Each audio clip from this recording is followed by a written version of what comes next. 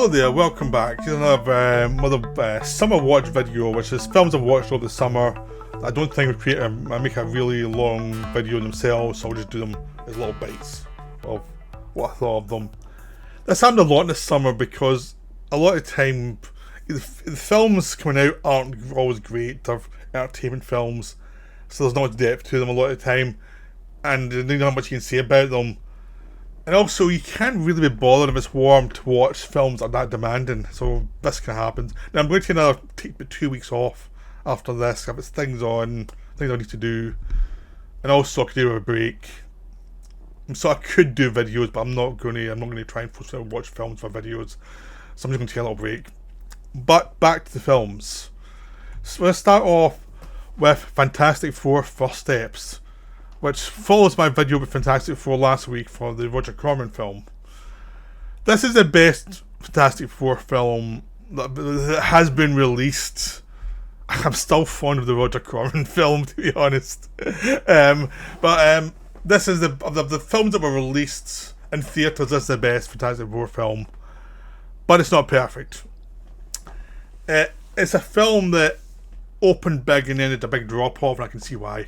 Is the big thing is like you watch the film and you've seen it and it's like I'm not going to go back to this one for a long time because there's an air over it which is a very self-serious. Now Marvel got into trouble for always having quippy humour all the time, and they've cut back in that, but now they've cut back so much that sometimes it's like this where it's like we need more jokes. You have two characters who are funny, they're not allowed to be funny. So you have Johnny Storm and Thing, who both can be funny characters, who are played as serious as they were in the Josh Trank film. Actually, the Josh Trank film had a funnier Johnny Storm with Michael B. Jordan. And the film is grey. It's very greyish for a lot of the time, and it's like... And it does get you after a while, and it's like... You could have added some more humour and some more joie de vivre to the early part of the film that would contrast with what happens as the film goes on and the stakes get higher. Instead, it starts off with it's a bit depressing and just keeps on going. That's the worst part of the film. Is like there's the nuance of humour. Every time there's a bit of humour, it's like, oh, thank God. But this one, it's like one of those ones. I do enjoy it. I did like it. But the big but is like the first half hour is not great. The first half hour there's lots of stuff filling in Fantastic Four who they are, and you get them interacting. You find out that Sue Storm is pregnant, and the jump the 9 months to she's always going to give birth. And you get a bit of character stuff here or there for Ben Grimm, the Thing, and Johnny Storm, and the idea of Johnny Storm's feels underappreciated. Ben Grimm still trying to deal with the fact he's now this big rock thing. And you have Pedro Pascal and Vanessa Kirby's Reed Richards and Sue Storm, and they work well as a characters, but again you could do with a bit more humour to play off. Like Mr. Fantastic is a serious character, so you need characters to annoy him a bit more, and you don't really get that in this one. And they do some with Johnny Storm, but they could do a bit more. I think would have helped a lot, and you could have done a bit more with the buddy thing between the Thing and Mr. Fantastic. That was assumed to be the case, and you see it in action, but early on you could have done a bit more with the humour between them. So there's little bits you're thinking this could have been more. This feels thin because it feels like some stuff's been cut out, and I'm not as engaged with the characters in a way that actually Warrior was with Thunderbolts, which was a bunch of characters who were, were broken down, but they had some humour amidst all that, like a not give up sense of humour that was very cynical, but it was funny. And that film had more genuine humanity than this one. This one feels a bit more like everything's planned out, but and the cast has chemistry together, but it's just like you need more of this early just to get us involved. Because I think basically if we'd got more involved with the characters, the stakes later on would have felt higher. But if you're not that involved with characters, they're fine. You can look at the action scenes later on and say, this is entertaining, but I'm not that involved. Like, in Superman, I was far more involved to like the characters. And this one, I loved the production design. I loved Galactus was great. But ultimately, I was kind of in Team Galactus for the second half of the film because I like Galactus and Silver Surfer more than the Fantastic Four, which is odd. Because Galactus was trying to destroy the Earth. But he had great production design, a terrific actor playing him. Galactus really worked in a way that the actual your lead characters kind of worked. But not really. I'm interested to see this again. Maybe my view will change the second time around. But just from the first impression, and I'm feeling because this film has fallen off pretty quickly, is like, I wasn't the only one who felt this way. It was like, yeah, it's good, but it's not great. You know, it's a lot better than the last Captain America film. Yeah, and it's enjoyable. It's really enjoyable, and it doesn't stretch time, but it could have done with more charm. It really could have, because I just feel as I liked it rather than really liked it, and I could have really liked it because I liked a lot about it, but it just was, the character stuff was, and Marvel tends to be good at those central hero character stuff, but this one, it just kind of wasn't there. So now we have The Life of Chuck, which is a new Mike Flanagan film based on a Stephen King novella. This one I wanted to like a lot more than I did. This one has a decent idea behind it, but the way it's done is so obvious. And basically the first half of the film is much better than the second half. Because the first half you get a situation where people are seeing these signs that say, thank you Chuck for 39 years. It's like, who's Chuck? I don't know this person. And then you realise the world is ending and no one knows why. And then at a certain point you go into the life of Chuck himself, and Chuck's played this accountant played by Tom Hiddleston. And you go back and so you're starting off when he's dying, and then you go back to him from when he was 6 months before, when he didn't realise he was dying, and then you go back to his childhood. And you realise the entire world that we saw at the start was actually inside his head, and they're dying because the world's dying because he's dying. And everyone's made up of memories he's had of people through his life. But they combine that with a story about this haunted room that shows you your fate, that scares Mark Hamill, who plays his grandfather. And you've got all this stuff about Chuck learning to live his life and live a fulfilled life that's connected to this other story of this world that's ending, and it's meant to suggest a world that it was full life that was ending. But you're seeing people terrified, you're seeing a world that's detailed characters who are meant to be the imagination of this one guy, but they're fully formed people, and it doesn't match up for me. It just doesn't. Like, the problem is people see other people through their biased perspective, their biased needs. People do not see other people in a very, clear way. It does not happen. We're all biased and we're all baggage. So the premise doesn't quite work for me, because it's like, no, you cannot create these other characters that are that detailed in your head, that living characters who don't realise they're not real. And yeah, there's points where you see them quoting stuff that Chuck had said or heard earlier on in his life. But the world's too detailed. And I think it's because Stephen King's a writer and he wrote it like, I write detailed characters, so these exist within me and blah blah blah. But as a story itself, this character does not feel like he's a person who would be able to do that. And they don't set it up as a character who would do that. And there's a disjunct. It's just both sides don't fit together. So while I liked a lot of scenes in the film, and there was a lot of fun actors who'd worked with Flanagan before. The central premise, I don't think they set it up. What they actually did was they were so careful about making sure you understood what was going on that they took away the mystery that we could have actually have made you think, oh, this could happen.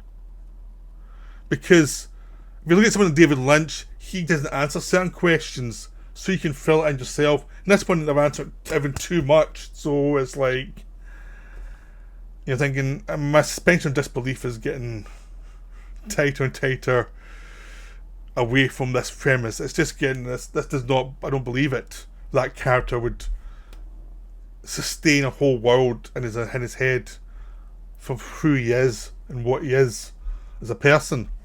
Because he's meant to be a dreamer. He's portrayed as a dreamer and someone who's sees the best in people and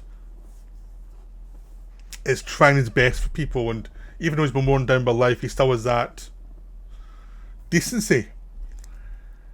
And then he's imagining all these people with dysfunctional lives, and it's just both sides just don't really connect. I feel there's something missing that would have made it work that isn't there.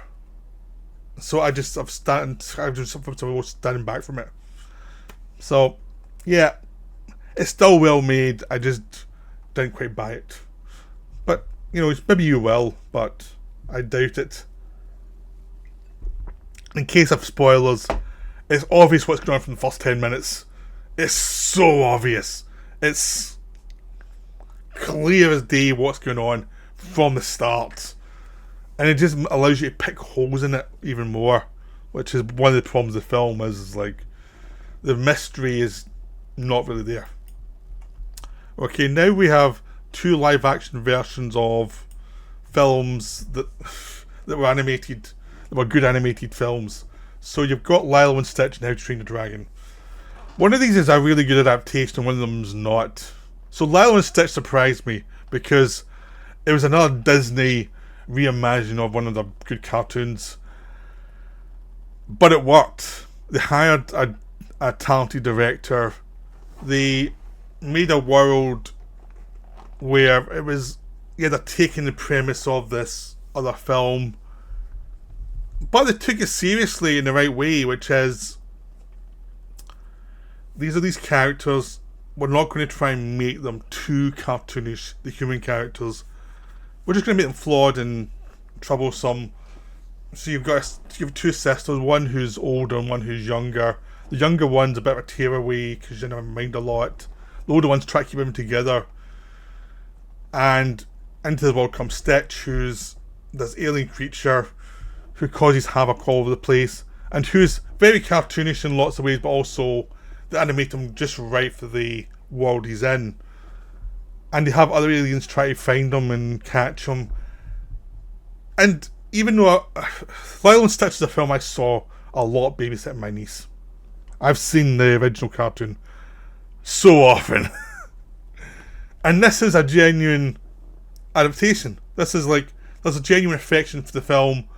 They did their best, and there's a charm to this new version that actually works. Like, I'm someone who was like, I don't know, how can you make this? And I saw the film and it was like, actually this was charming. This really worked. This is unusually good. Especially if you've seen the Disney Pinocchio remake of one or two of the other abominations I've done. It's quite interesting to see this one. By the way, I've not seen Snow White yet, in case I didn't mention that. But this one, Lilo and Stitch, really worked. And it deserves its success. It made it a massive success. It's like, yeah, I understand it, why. It works. How to Train Your Dragon doesn't work as well. Because How to Train Your Dragon miscasts. In Lilo and Stitch, they cast the human characters well. They spent time finding people who could do these characters well. They put the work in to cast it. In How to Train Your Dragon, the casting is just okay. A lot of the actors look inexperienced, or the younger, because this is a lot of younger actors playing the parts. The lead actor was from Blackthorn, but in this one he looked like he hadn't acted before. There was none of the dweeby charm of the characters in an animated show, an animated film. His love interest wasn't as interesting as a character from the animated stuff as either. The sidekick comedy characters were kind of vaguer. Like, everything's a bit vaguer in this film. And it was from the director of the original animated film. But he's now come to live action, and you get a feeling as he doesn't know how to direct actors. Like, he's like one of those people who's probably technical, goes, you say this here, the shots connect here. So that the shots are all working well, but the performances aren't. The best performances come from Gerard Butler and Nick Frost as the two adults who are dealing with all the hijinks of the youth, because they're experienced actors. They know what they're doing. The young actors are okay, but they're nothing amazing. It's just like, it's one of those things, because you see films where the acting from the young people is great, and other times it's not. It's how they're directed. In this one, they weren't directed that great. So the film was relying on character stuff. Ultimately, the dragon stuff's fun, but the dragon still works in this. So all the spectacle works, but the character stuff doesn't work as well. It still works to a degree, but not anywhere near the same league as the animated thing. So it's like, I'd rather watch the animated film any day. And its sequels. It's just, there's no comparison. So now we have Emerald Knights, Green Lantern Emerald Knights, which is an older film from 2010, I think. It came out just after the Ryan Reynolds Green Lantern flop. It was one of those spin-offs. They did quite a few Green Lantern animated films around the same time, and this one was basically about the origin story of different Green Lanterns and showing you how they became Green Lanterns as they come together to fight a threat that's going to attack the Green Lantern planet. And so you get lots of backstories, and you get lots of individual stories about how being a Green Lantern affected these characters. So it's all like 10-20 minute stories, and it's all told by Hal Jordan to a new recruit who's worried about the battle coming, because she's a student, and then she's telling them all about different people in the Green Lantern past that would actually, and how certain people became who they were, and why they became who they were, to give her strength in this battle coming. And it really works. It wasn't that particularly well received when it was released, but actually I was watching it now. I was like, yeah, this works. This get some charm. It doesn't outstay its welcome. It's like, I think, 80 minutes. It gets to the point. Each story gets to the point and then moves on. And the way DC animated stuff tends to do, they're not as good as it used to be, but this is still at the back end of them doing all the really good stuff, and it still has that storytelling clarity which DC animation used to have really well. Hopefully it's going to come back. I mean, I think they're investing in animation again, and DC always was the better animated stuff over Marvel, but this one's a good one. This is a nice little, animated Green Lantern film, which shows that the animated stuff is always better than the live action stuff for Green Lantern, at least so far. Okay, now we have two documentaries. The first one's Money Electric, the Bitcoin Mystery, and that's about who started Bitcoin, why was it started, why has it become a big phenomena through the world, and what's its limitations. Now, this is one of those things, that Bitcoin's one of those things that I have vague interest in. Every so often you get interested, because it seems to be the next big thing, and it's been exploited as a new currency, and it's exploited by different people try to create new Bitcoin currencies to, try and get rich quick. And so they talk about the scams, but they're also talking about who could actually have started it, who was the person who started it, and there's various theories. This film has a theory of who it is, which the person who they said it probably was said, definitely not me. Afterwards, they said not that the people would fooled themselves into thinking it was him, blah blah blah. I don't know enough to know if they were right or wrong about who actually started Bitcoin. I just watched the documentary. In the documentary, it was fine. It's like it's all these eccentric people who are all kind of libertarian bent, who all think that they government's corrupt and we need to take it into our own hands. The trouble with libertarians is that they have a thing of government's corrupt, you have to take it in your own hands, but they don't realise you need regulations to avoid the pirates from going mad. To them, it'll sort itself out naturally, and if you look at the real world, that never happens. So they're in the kind of cloud cuckoo land of just like, my ego says this thing, and it's like, no. It would be nice if that happened, but it's never happened in human history.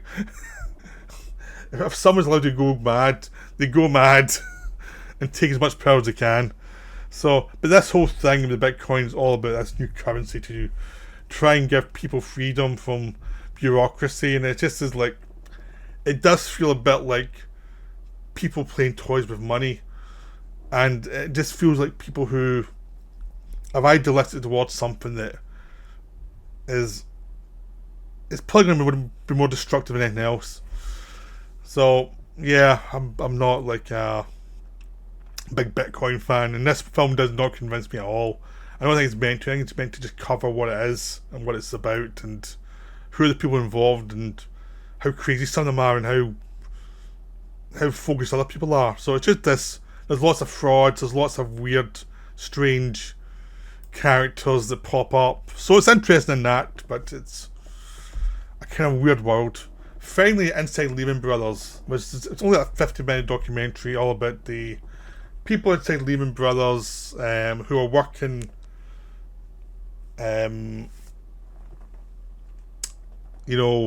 for them, and who were like selling mortgages, and who were assessing mortgages and finding out that some of these mortgages might not work, and how Lehman Brothers brought itself into a problem time by not actually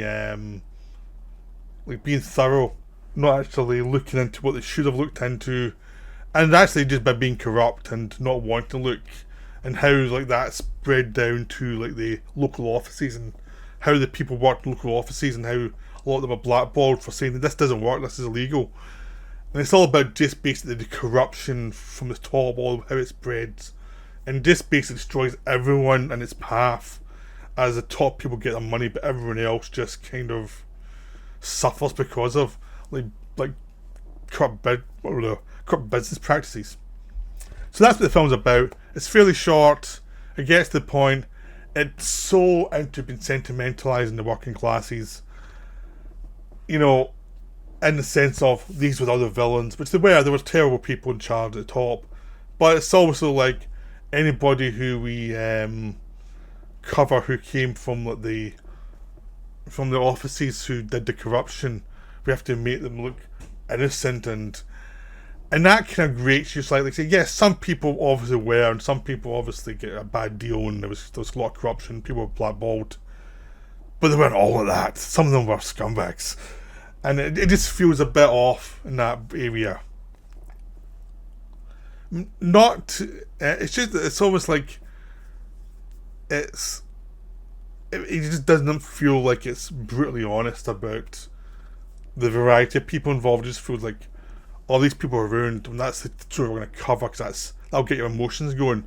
We're not going to get into all the details, and that makes the documentary just feel like it's not as good as some other documentaries on that subject, but it's still worth a look. But just be aware that this is a me feels documentary rather than an objective documentary about clearly stating what went where. It's just got that kind of American sentimentality feel to it. So I hope you enjoyed this video. That's the films I've watched over the last month or so that may interest you. That's me for now. Bye.